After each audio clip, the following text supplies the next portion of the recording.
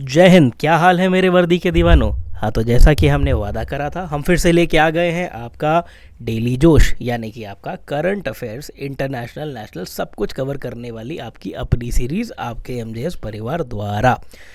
तो देर किस बात की है, चलिए आइए शुरू करते हैं। पहली खबर आ रही है इंडियन कोस्ट गार्ड की तरफ से। इंडियन कोस्ट गार्ड यानी कि आईसीजी ने एक एमओयू साइन करा है, यानी कि memorandum of understanding private sector के साथ। अब प्राइवेट सेक्टर में किस कंपनी के साथ करा है? इन्होंने करा है जिंदल स्टील एंड पावर के साथ। अब इसमें किया क्या जाएगा? इसमें हमारे देश के द्वारा ही मरीन ग्रेड स्टील बनाया जाएगा, जिससे कि स्वदेशी को ज़्यादा पावर मिले और जो शिप बिल्डिंग का काम है वो हमारे ही देश की कंपनी के द्वारा बनाए गए स्टील से किया जाए। और वो कंपनी कौन सी है? वो कंपनी है जिंदल स्टील एंड पावर। इससे क्या होगा? इससे हमारी कैपेबिलिटीज़ बढ़ेंगी, स्वदेशी बढ़ाओ का नारा आगे बढ़ेगा और साथ ही साथ ये हमारे देश के लिए, देश हित में एक बहुत बड़ा कदम माना जाता है और है भी। साथ ही साथ पब्लिक प्राइवेट पार्टनरशिप का ये बहुत ही अच्छा उदाहरण है, जिसकी वजह से हम लोग काफ़ी सारे सिक्योरिटी जो चैलेंजेस हैं, जो कि थोड़े कॉम्प्लेक्स हैं, उन सबको भी कवर कर लेंगे। और ये एक अच्छा उदाहरण है गवर्नमेंट एजेंसीज़ और प्राइवेट कंपनीज़ के बीच में तालमेल के साथ काम करने का। अब आ जाते हैं इसके अगले पॉइंट पे। अगला पॉइंट सीधा सीधा ये है, अब अगर ये चीज़ बनाई जा रही है तो कहाँ बनाई जा रही है? कुछ स्पेसिफिकली डेजिग्नेटेड स्टील प्लांट्स हैं जो पर्टिकुलरली इस एमओयू में मेंशन करे गए हैं, जिनकी जिम्मेदारी है कि वो शिप बिल्डिंग यार्ड्स को बिल्कुल टाइम पे मरीन ग्रेड स्टील प्रोवाइड करेंगे, ताकि आईसीजी यानी कि इंडियन कोस्ट गार्ड्स के लिए प्रॉपर शिप बिल्डिंग की जा सके। इसी से जुड़ा हम लोगों का सवाल है who has signed a MOU with Jindal Steel Power JSP for the supply of indigenous marine grade steel to enhance indigenous content in shipbuilding. Answer is Indian Coast Guard. ये देख लीजिए, यहाँ पे आपका आंसर हाईलाइटेड है। बहुत ही important point है, इसको आपने मिस आउट नहीं करना है। चलिए अगले स्लाइड पे चलते हैं।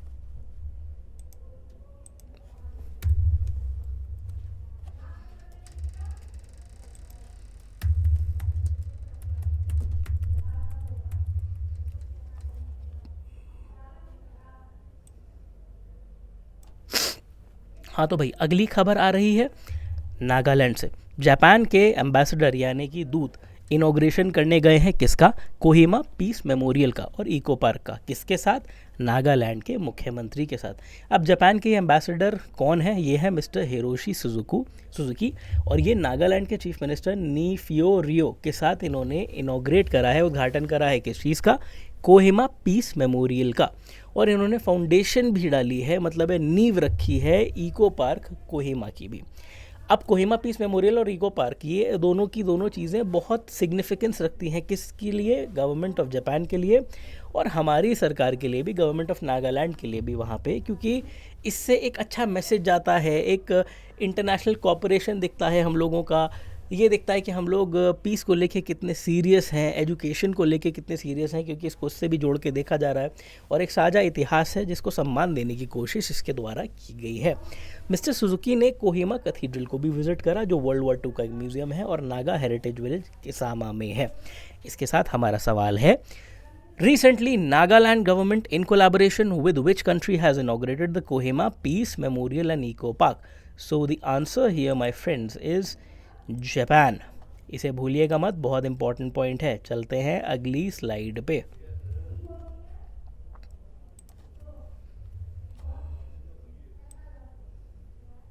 अगली खबर है फिल्म इंडस्ट्री से। केरला के फिल्म मेकर संगीत सिवान, इनकी डेथ हो गई है 61 ईयर्स की एज में। संगीत सिवान मुंबई में थे, 61 ईयर्स की एज के थे और इनकी डेथ हो गई है। इनका डायरेक्टोरियल वेंचर, जो कि पहला वेंचर था, वो मलयालम इंडस्ट्री की एक एक्शन थ्रिलर मूवी व्यूहम थी 1990 में। और ये मूवी काफ़ी अच्छा इसको रिस्पॉन्स मिला था। इन्होंने 20 के ऊपर मलयालम और हिंदी फिल्में बनाई हैं। योद्धा, गंधर्वम, निर्नायम, ये सब इनके नोटेबल कामों में से हैं जो मलयालम इंडस्ट्री के हैं। और साथ ही साथ एक मूवी थी जॉनी 1993 में, जिसने इनको स्टेट अवार्ड दिलवाया था, क्योंकि ये बच्चों के लिए सबसे अच्छी फिल्मों में से एक मानी गई थी।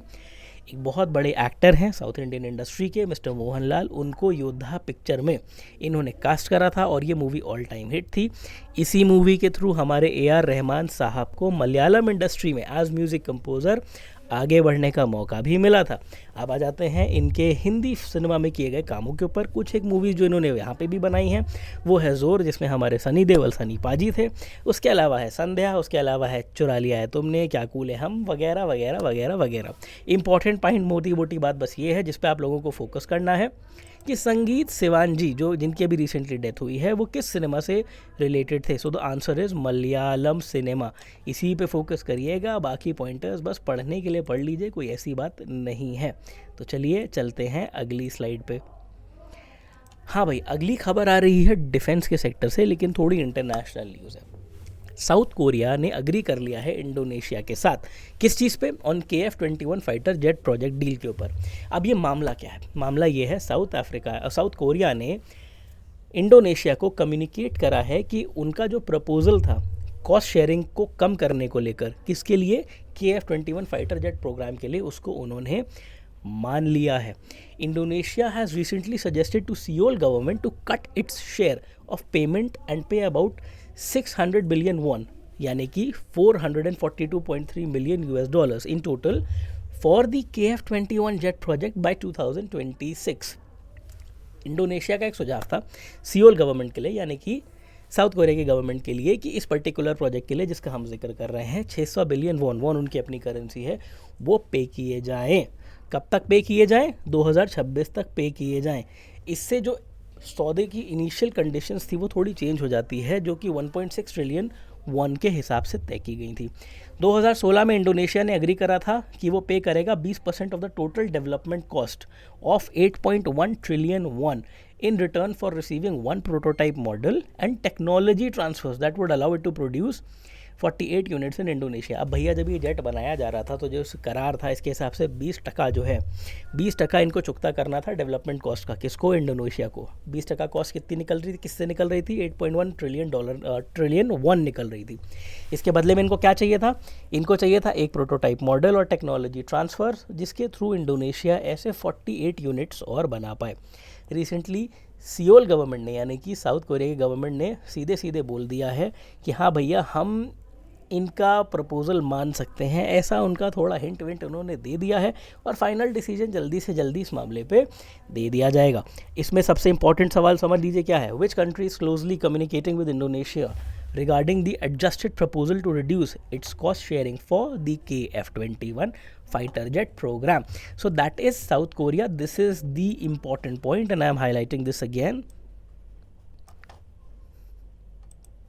और अभी चलते हैं अपन लोग अगली खबर पे। अगली खबर आ रही है एक ऑटोमोटिव फर्म की तरफ से, यूएसए अमेरिका की एक ऑटोमोटिव फर्म है बॉर्ग वार्नर। इन्होंने लॉन्च करा है अपना R&D सेंटर इन साउथ कोरिया। R&D सेंटर मतलब रिसर्च एंड डेवलपमेंट का एक सेंटर, ये साउथ कोरिया में बनाया गया है। ये जो कंपनी है इन्होंने अपना ये सेंटर कोरिया में स्थापित कर दिया है, जिससे कि अपनी सप्लाई चेन मैनेजमेंट बेहतर ढंग से कर पाएँ, उसको स्टेबलाइज कर पाएँ। ये जो नया सेंटर ये लोकेटेड कहाँ है, ये डाइगू में लोकेटेड है। ये फोकस करेगा इंटीग्रेटेड ड्राइविंग मॉड्यूल्स के ऊपर ऑटोमोबाइल्स के लिए। इसमें कंबाइंड इन्वेस्टमेंट हुआ है 43.6 मिलियन डॉलर्स का, जो कि होगा 2027 तक। बॉर्ग वार्नर करंटली ऑपरेट कर रहा है 7 प्रोडक्शन लाइंस अक्रॉस कोरिया, जिसमें कि लगभग 1400 लोगों को नौकरी मिली हुई है। कंपनी ने कहा है कि ये सेंटर जो इन्होंने खोला है ये प्रेसिडेंट यून सुक योल, यानी कि जो अभी क्या कहते हैं हमारे इसके साउथ कोरिया के प्रेसिडेंट हैं, इनकी जो अभी रिसेंट विजिट हुई थी यूएस में 2022 में, उसके मद्देनज़र कुछ रिश्ते सुधरे हैं या जो भी ऑब्लाइज करना है, उसी की वजह से इन लोगों ने ये कदम उठाया है। ऐसा यूएस की तरफ से एक स्टेटमेंट है कंपनी की तरफ से। ये जो नया सेंटर है ये 43 एक्सपर्ट्स को एम्प्लॉय करेगा और इससे जो लोकल ऑटोमोबाइल इंडस्ट्री है उसको स्टेबलाइज करने में हेल्प मिलेगी सप्लाई चेन मैनेजमेंट में। हमारा इससे जो सवाल निकल के सबसे इंपॉर्टेंट आता है इस पूरी कहानी से वो ये है, where did the US automotive company Borg Warner has opened a research and development centre है इनका साउथ कोरिया। ये हम यहाँ से इसको भी मार्क करे दे रहे हैं, याद रखिएगा।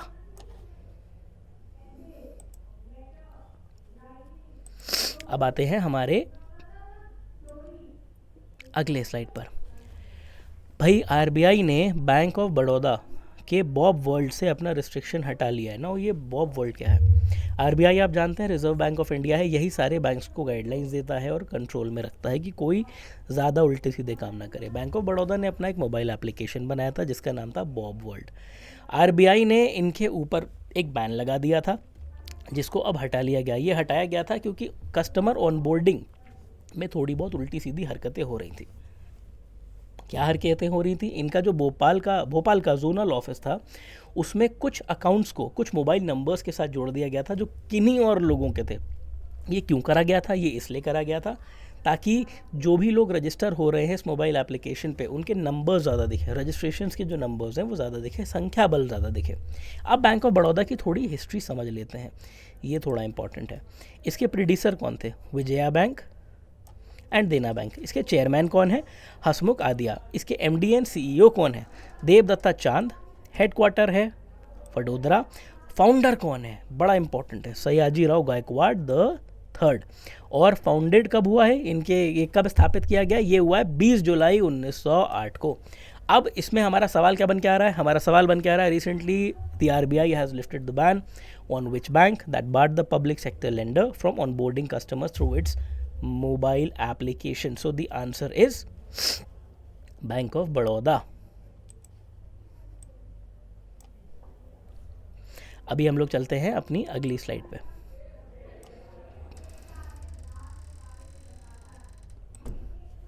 हाँ, तो हमारी अगली खबर आ रही है एक और बिजनेस से रिलेटेड कंपनी को लेकर। ये कंपनी है हैप्पीएस्ट माइंड्स।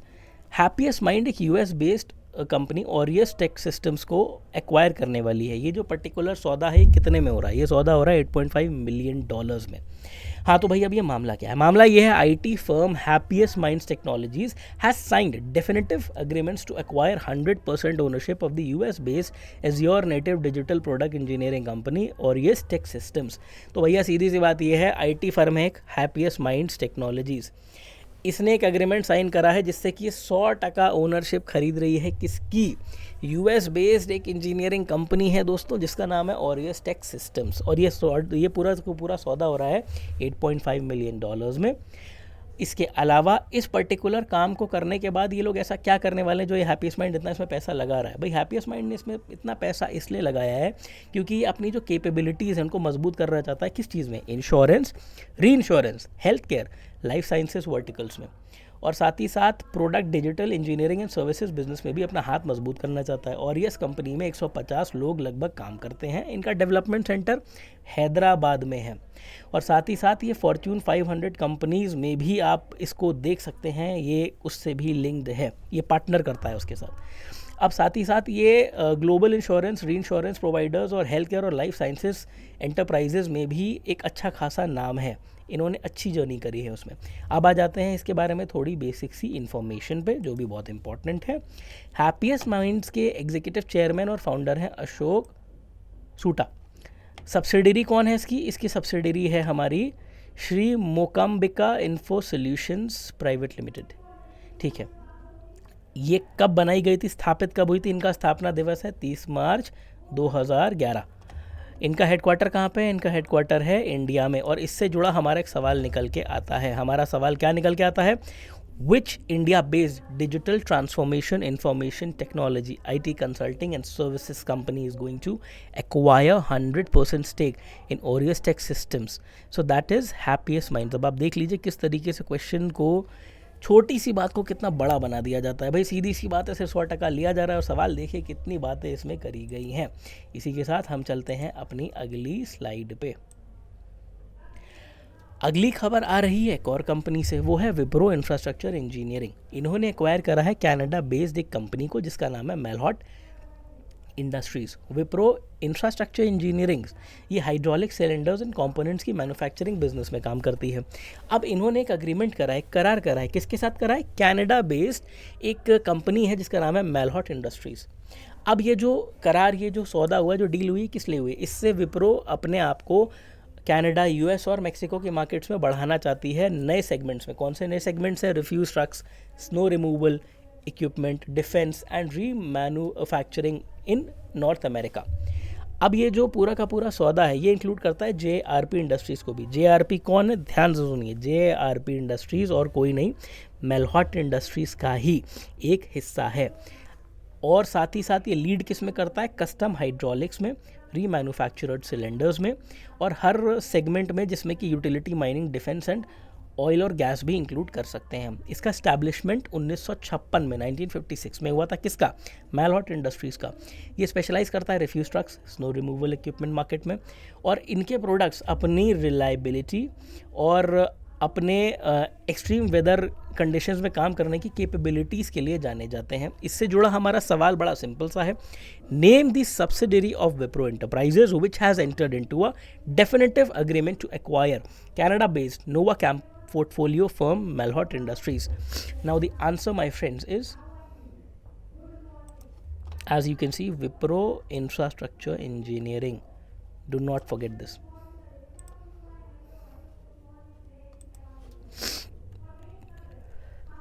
Now हम लोगों की अगली खबर, R Shankar Raman elevated as president of Larsen and Toubro. Larsen and turbo नहीं होता है, बहुत लोग बोल देते हैं, लार्सन एंड ट्यूब्रो होता है भाई, देख लो इसे। अब भैया इस कंपनी का नाम तो हम सब ने जाना ही है, सुना ही है, कौन नहीं जानता। इंजीनियरिंग एंड कंस्ट्रक्शन की नामी company Larsen and Toubro LNT ने अनाउंस कर दिया है एलिवेशन यानी कि प्रमोशन आर शंकर रमन का। अब ये कौन हो गए, ये हो गए हैं प्रेसिडेंट ऑफ द कंपनी। तालियां भैया इनके लिए, बड़े आदमी हो गए हैं। रमन कंटिन्यू करेंगे एक और पोजीशन पे, वो है whole time director and CFO of the company. इसके साथ ही साथ कंपनी में एक बदलाव और हुआ है। सुब्रमण्यम शर्मा जो कि पहले सीनियर एग्जीक्यूटिव और वाइस प्रेसिडेंट यानी कि EVP थे, इनका भी प्रमोशन हो गया। ये भी होल टाइम डायरेक्टर और प्रेसिडेंट हो गए, किसके, एनर्जी के, with immediate effect. Sharma will continue with his responsibility towards hydrocarbon power and green manufacturing, जिनकी जिम्मेदारियां एंड डेवलपमेंट बिजनेस वगैरह वगैरह। रमन के बारे में हम थोड़ा जान लेते हैं, जिनका प्रमोशन हुआ है, श्री आर शंकर रमन जी। इन्होंने LNT ज्वाइन की थी नवंबर 1994 में, और उसके बाद इन्होंने सेटअप करी LNT फाइनेंस लिमिटेड भी, जो इसी की एक सब्सिडरी भी है। बाद में ये हो गए कंपनी के CFO, और इनको कंपनी के बोर्ड में भी इंक्लूड कर लिया गया अक्टूबर 2011 में। भैया कमाल की तरक्की की है। और अब थोड़ी सी जानकारी लार्सन एंड ट्यूब्रो के लिए। इस कंपनी को अगर हम देखें तो ये 27 बिलियन US डॉलर्स की कंपनी है, जो इंडियन है, मल्टीनेशनल इंटरप्राइजेज में इंगेज्ड है, इंजीनियरिंग, प्रोक्योरमेंट और कंस्ट्रक्शंस EPC प्रोजेक्ट्स देखती है, हाईटेक मैन्युफैक्चरिंग देखती है, सर्विसेज देखती है, और ऑपरेट करती है मल्टीपल टेरिटरीज़ में, जोग्राफिकल एरियाज़ में। और साथ ही साथ हमारा इसका सवाल जो इसके साथ निकल के आ रहा है वो है, who has been elevated as the president of engineering and construction conglomerate Larsen and turbo, that is R Shankar Raman. Do not forget that. Fun fact, LNT ने ही लखनऊ मेट्रो में भी बहुत बड़ा योगदान दिया था। अब आ जाते हैं भैया अगली खबर। अगली खबर अमूल से जुड़ी हुई है। अमूल बटर हम सब ने खाया है, कमाल की बात है, अमूल दूध वगैरह वगैरह, अमूल एंड अमूल। तो खबर ये है भैया कि इंडियन मिल्क प्रोड्यूसर अमूल ने अपॉइंट कर दिया, इंडियन मिल्क प्रोड्यूसर अमूल को अपॉइंट कर दिया गया as official sponsor of Sri Lanka's men's team. अब श्रीलंका क्रिकेट ने अनाउंस करा है कि इंडियन मिल्क प्रोड्यूसर अमूल इसको वो अपना ऑफिशियल स्पॉन्सर बना रहे हैं। किस चीज़ के लिए वो बना रहे हैं? ICC mains T20 world cup 2024 के लिए, जिसका हम सबको काफ़ी इंतज़ार है। अमूल की पार्टनरशिप श्रीलंका के साथ पहले भी रही है, और ये बहुत ही एक्सीलेंट मूव है, जिसके थ्रू अमूल अपने आप की विजिबिलिटी इंटरनेशनल ऑडियंस और मार्केट में बढ़ा देगा। इनका जो पर्टिकुलर ये एसोसिएशन रहा है, ये 2023 ICC क्रिकेट वर्ल्ड कप से भी रहा है, जो अनफॉर्चुनेटली हम लोग हार गए थे। बाकी दुख की बात है, T20 में अच्छा परफॉर्म कर लेंगे, चलो कोई बात नहीं। साथ ही साथ इससे कोशिश की जा रही है कि जो स्मॉल टाइम फार्मर्स हैं उनको भी थोड़ी बहुत मदद दे दी जाए। अब आ जाते हैं अगली पॉइंटर पे। Sri Lanka ICC mains T20 world cup 2024 campaign जून 3, 2024 से शुरू करेगा साउथ अफ्रीका के साथ खेल के न्यूयॉर्क में। और अगर हम इसके पूरे शेड्यूल की बात कर लें तो ये जो हमारा ICC mains T20 world cup 2024 है, ये कहाँ पे हो रहा है? It will be held in West Indies and USA, both the Nations, from June 1 to 29। अब इससे हमारा जुड़ा हुआ सवाल निकल के आता है, which Indian milk producer has been appointed as the official sponsor of the Sri Lanka men's team for ICC men's T20 World Cup? The answer is Amul, my friends. Now we'll go to the next slide. हाँ तो भैया आज का news bulletin अपन लोगों का यहाँ हो गया है समाप्त। आज की खबरें यहीं तक हैं, कल होगी फिर से हमारी मुलाकात। फिर से दोहरा रहा हूँ कि हम लोग आपके लिए जो भी न्यूज़ लाते हैं वो बिल्कुल प्रॉपर सोर्सेज और चैनल से लाते हैं, वो हमने यहाँ पे मेंशन भी कर रखे हैं। बस आपको क्या करना है, अपना प्यार देते रहना है, पढ़ाई करते रहनी है और देखते रहना है हम लोगों के जो भी करंट अफेयर्स की, ये सारे हम लोग आपको डेटा डिटेल कर रहे हैं। बस एक बात याद रखिएगा, अगर एनडीए डिफेंस में आपको AIR रैंक 1 है लाना, तो बस MJS है आना। चलिए, थैंक यू, कल मुलाकात होती है।